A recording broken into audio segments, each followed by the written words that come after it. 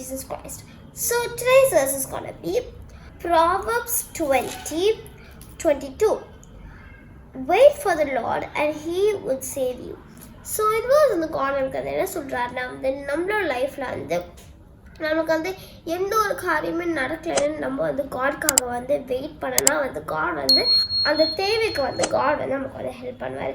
இப்போது நிறைய பேர் வந்து சொல்லுவாங்க வெயிட் பண்ணணும்னு வந்து நம்ம வந்து சொல்கிறோம், ஆனால் வந்து நான் எவ்வளோ காலம் வந்து வெயிட் பண்ணுறது காட் எந்த ஒரு ஹெல்ப்புமே வந்து எனக்கு வந்து பண்ணவே மாட்டாரு அப்படின்னு வந்து சொல்லுவாங்க.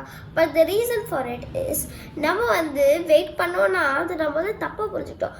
வெயிட் பண்ணோன்னா காட் கிட்ட வந்து ப்ரேயரோட ஒரு விசுவாசத்தோடு நம்ம வந்து காட் கிட்ட வந்து வெயிட் பண்ணணும். நம்ம சைட்லேருந்து எஃபர்ட் போட்டால் தான் வந்து காட் வந்து நம்மளுக்கு வந்து ஒரு பெரிய ஒரு சொல்யூஷன் வந்து கொடுப்பாரு. நம்ம மட்டும் காட் நமக்கு ஹெல்ப் பண்ணுவாருப்பா அப்படின்னு நம்ம சும்மா உட்காந்துட்டு இருந்தாலும் எப்படி காட் நமக்கு வந்து ஹெல்ப் பண்ணுவார். சரி நம்ம ப்ரேயர் பண்ணலாமா?